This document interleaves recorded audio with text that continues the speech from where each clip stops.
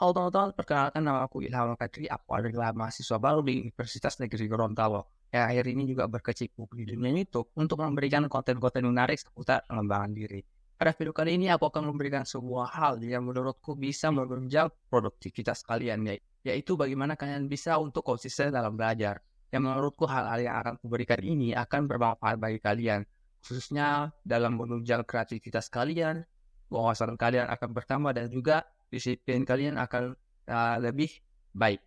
Ada banyak hal sebenarnya yang membuat kita konsisten dalam belajar.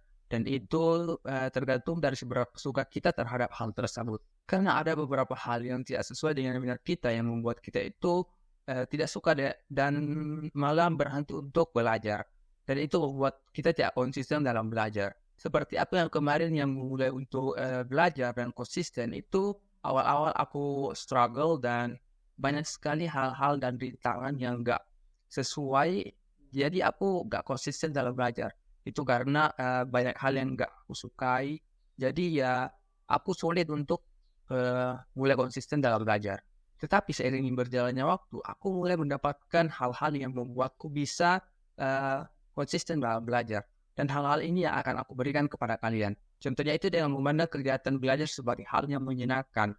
Kita itu belajar untuk senang. Contohnya ketika kita ingin membaca buku, ketika kita berpikirnya membaca buku itu menambah wawasan kita dan akan bermanfaat bagi kita di masa depan, itu akan menambahkan motivasi kita untuk lebih konsisten dalam belajar.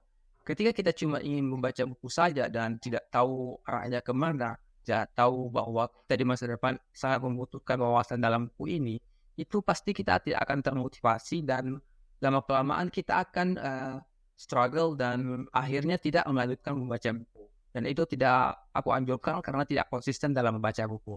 Karena aku yakin ketika kita konsisten dalam membaca buku itu akan sangat bermanfaat bagi kita di masa depan. Dan itu sangat menyenangkan bagi kita. Karena kalau kita scrolling TikTok aja ataupun hal-hal yang ada di HP itu tidak akan sangat bermanfaat dan mungkin buku akan lebih bermanfaat.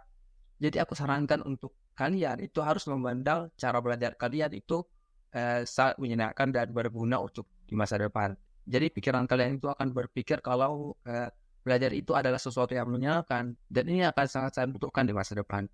Hal ini sangat membantu aku dalam proses belajarku dan konsisten. Aku yang awalnya malas baca buku, malas journaling, dan malas buat konten, akhir-akhir ini aku jadi sering untuk membaca buku karena aku pikir belajar itu sangat menyenangkan dan membaca buku itu akan menambah wawasan aku di masa depan. Jadi dengan merubah cara pandang kita terhadap belajar, itu akan sangat membantu untuk proses belajar kita. Ya, kita akan konsisten dalam setiap pembelajaran yang kita mulai.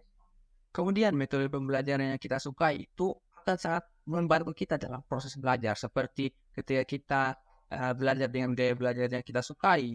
Contohnya ketika kita membaca buku, yang bukunya itu banyak gambar-gambar yang memudahkan kita untuk mengingat hal itu. Jadi terkadang kita itu membutuhkan suatu hal yang membuat kita itu gampang untuk mengingat suatu hal.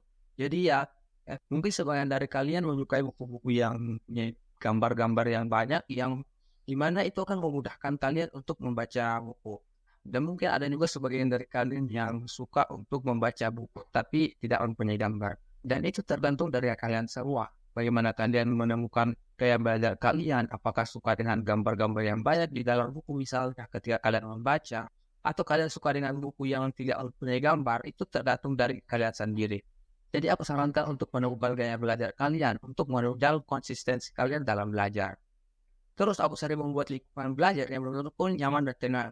Yang menurutku itu akan sangat membantu aku dalam konsistensi belajar aku. Karena ketika aku belajar di luar yang dimana banyak orang yang sedang beraktivitas, itu biasanya membuat aku kehilangan fokus dalam belajar yang akhirnya aku gak kerjakan hal yang harus aku kerjakan pada saat itu dan akhirnya gak selesai-selesai.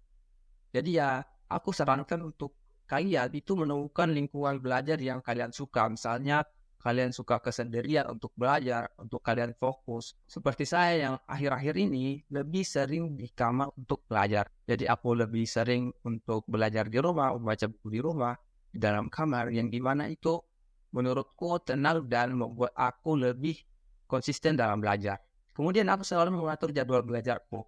aku sering membuat daftar belajarku seperti kapan aku harus membuat konten YouTube, kapan aku harus membaca buku, kapan aku harus journaling. Semua itu aku plankan dan aku buat rencana belajarku. Jadi aku tahu kapan aku harus membuat konten YouTube, kapan aku harus membaca buku, dan kapan aku harus journaling. Semua sudah terplan, jadi ya aku gak kebingungan. Dan fokusku itu gak akan kebagi satu sama lain. Aku hanya fokus terhadap apa yang harus aku kerjakan pada saat itu, karena aku sudah memplankan dari lain hari.